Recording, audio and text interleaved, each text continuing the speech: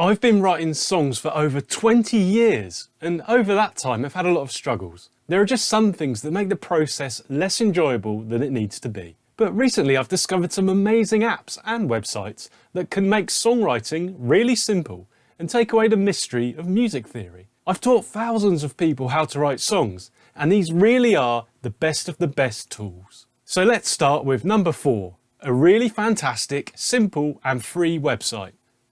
Chord. Don't be fooled by the name. Chord is a website that can help any aspiring songwriter or musician. It's an encyclopedia of every single chord in existence. You can search for a particular chord if you want, but the main interface to begin with is the root note selector. I'll select C so we can see what lies beneath. You can see we've got a choice of several chord categories. I'm sure you're familiar with many of these, like C major and C minor, but there might be some more exotic ones that you haven't heard before. If you scroll down, you'll see a full explanation of each of the available chord types. This can help you to identify which chord you are after.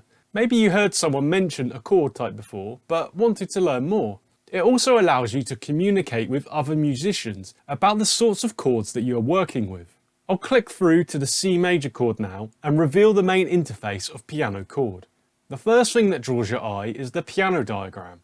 The site is great for anyone new to the piano, or maybe starting out with a MIDI controller for the computer. This includes details about which fingers to use to play the chord with in both the left and right hand. From the songwriter's point of view, there is some fantastic information here. We are told about triads, the intervals contained in the chord, and most importantly the notes that the chord is constructed with. Knowing what notes are in each chord not only means you can play them on your chosen instrument, but also means you can replicate them in software. This knowledge is also really powerful when it comes to writing melodies and riffs. On the same page, we've also got the chord inversion information. Click to reveal and you get an explanation about what makes these chord inversions by changing the bass notes. And if you want to go deeper, you can click through to a page about alternative bass notes or slash chords. Having this chord information quickly available is really helpful when writing songs, especially as a beginner who might not know all of this off the top of their head.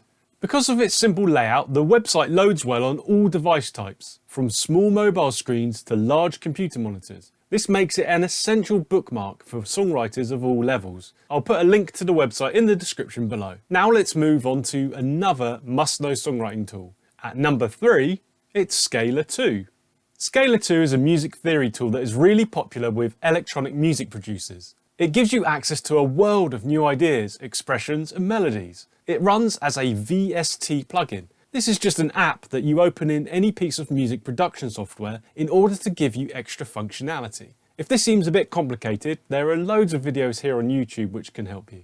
Scalar 2 has so many functions and ways of working that it could be its own dedicated video. But to give you a flavour of what it can do, I'll run through the headline features now. The first of these is its ability to detect music. It can listen to incoming MIDI or audio data and tell you what key the music is in. It does this by showing you what notes or chords it has detected and how close of a match these are to particular scales. It also provides descriptions of the styles of these scales if you're not familiar with them. This can help you to make songwriting decisions about what key to use and therefore what other chords you might want to try in your song. For example, if I have these MIDI notes, C, D, E and D, we can detect them in Scalar. It then gives me the scales that contain these notes, starting with the most obvious choice, C major. You can then preview each of these scales to see which one you want to use. The notes will play on the piano above. Let's say I want to try out the D minor scale. If you click on a scale, it will then also populate the chords below. You're free to click and listen to how each chord sounds.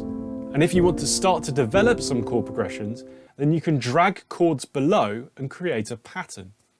You can also click suggest and it will offer up some ideas to add to your progression. Another way to access the scales and diatonic chords is just by clicking on scales. You're then free to browse all the available scales to try and find something that fits. If you prefer to search by style of music, then the chord sets option will be for you. You can search them by the genre of music, with over 400 progressions available for instant auditioning. Or you can look at the over 200 artist chord sets to begin with a sound you might be familiar with. If you're not a piano player, there is a fretboard style view of notes and also chord tabs.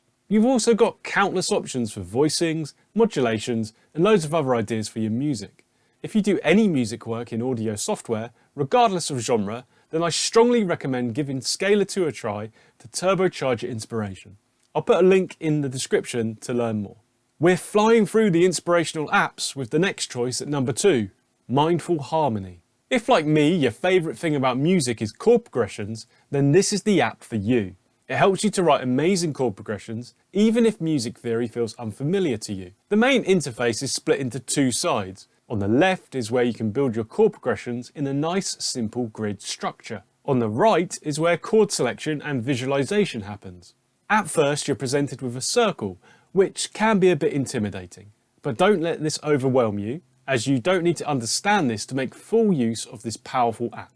Click on Add a Chord and you are presented with a different circle. Here you can select a scale to start your chord journey. Think of this like a key for your song. There are options for modes of the major scale, harmonic minor and melodic minor. So if you're looking for some more exotic ideas for your chords, then this is the tool for you. If I choose C major, then the diatonic chord selector is in the next view. This is where you can start to build out your progressions. You can see the basic triads on the top row underneath the Roman numerals. Click to preview a chord or select the add sign to add to your progression. You can see a selection of sus chords below. If you preview a chord, the voicing is shown in the little piano below. If you want to explore more exotic chord types, then use the extension tab. This will open you up to things like 7th and 9th chords. Each tab unlocks options below each of the scale steps. Below this you have more options for refining things like chord voicings and inversions. And you can even go deeper with borrowed chords, chromatic mediants, and beyond. I'd say this is a little more advanced than Scalar, but if you've watched a few of my chord progression videos and are looking to experiment, this is the tool for you. With a few chords selected, you can then fine-tune your progression back in the left-hand panel. You can reorder chords and change their duration. You can see it tells you what scale the chords came from. You've also got some options for modulation ideas. It can talk you through the key change, allowing you to select the key you're heading to, and then providing a lot of possible chords to achieve the key change with. These tools can be intimidating, but once you're progressing into an intermediate music theory knowledge, they can save you a lot of time and thinking. This makes experimentation really quick and simple.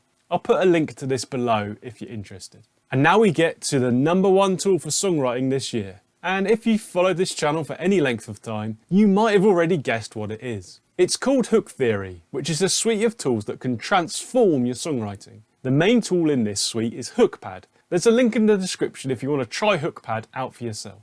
I always recommend HookPad for songwriters, whether they are brand new to the craft or more seasoned pros.